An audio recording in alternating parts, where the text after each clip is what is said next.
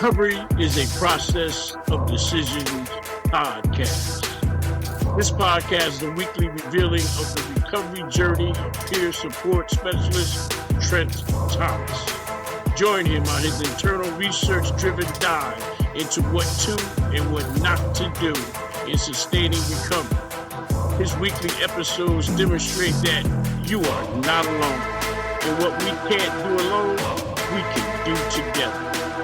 This life is hills and valleys, but we were built for struggle. These weekly episodes are a journey into his life lessons as he fulfills his daily mandate to help someone other than himself. Welcome. The Recovery is a Process of Decisions podcast.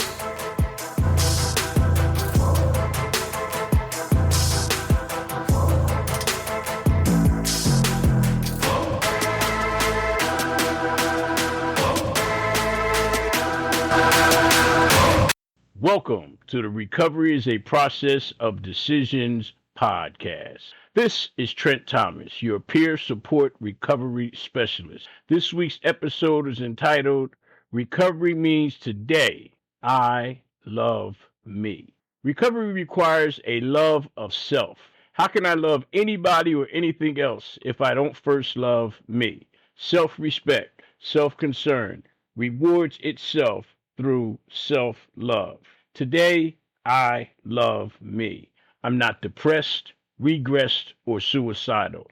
I'm a positive force moving forward, all in God's plan. Because today, my love for me means I can have love for something other than me. This means I have love for the God of my understanding. This love supersedes my own ego, my own ambition. This love is reciprocal. The God I love loves me. God's love for man is beyond measure. We are his highlight creation. At man's beginning, God declared to the entire known universe, look at what I have made and see that it is good. Greatness is to be observed and applauded. Man was the greatest creation in the entire universe. God's proclamation was a show of pride. God was and is extremely proud of his creation we call man and woman. Man and woman are a soul creation, for together they are one. One unique and complete entity, born of the same stock, bones, blood, brain, and heart. Totally universe-shattering and awesome in its conception. The creation of man and woman is a expression of God's love. His love for man and woman is expressed in the home he created for his prized creation, a home we call Earth, totally self-containing and self-serving, a home that reconstitutes all the elements for life repeatedly over and over again. Rain, water, soil, sun, moon, stars, trees, vegetation, animals. Earth maintains a life cycle built and created to sustain itself for century after century. God created everything using cells and molecules and energy supplied by his awesome power, a power that is strong enough to sustain every living creature and entity in the entire universe. God not only created man and woman, but sustains us each day. All our cells have an energy that scientists to this day cannot explain. No one knows where the life force comes from or why each cell keeps working. Heart cells are heart cells for their life existence. This is not understood because cells have no brain. How do they know how to be a heart cell or a bone cell or a brain cell? Yet they do. We have no understanding. We must give it up to the God of our understanding, who knows what we know not. With God is the secrets of the entire universe. I am often asked, How do you know there is a God?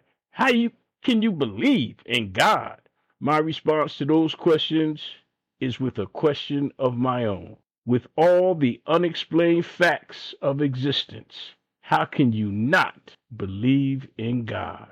The more I learn, the more I research, the more I conclude that there is a God that cares about and for man and woman, a God who finds delight in his creation of man and woman, a God who has created man to recover, to get better, achieve more by making better decisions. Man is a creation that improves, that learns lessons, a creation that falls down and then gets back up, a creation who is only limited by his imagination. Man imagined he could fly and built airplanes. Imagine he could swim the ocean floor and built submarines. Man is godlike in his ability to envision what does not yet exist and bring it into reality. This is the greatness of God and the vision of God measured in his creations. Man was constructed with the hands of God. With God's mercy and superior intelligence, most often we must get out of God's way and let God do what God does. God truly knows what we know not. We exist on his merit, his power, his will. My love for self is my gratitude for the creation by God called me. My love for God is expressed by me loving and respecting myself.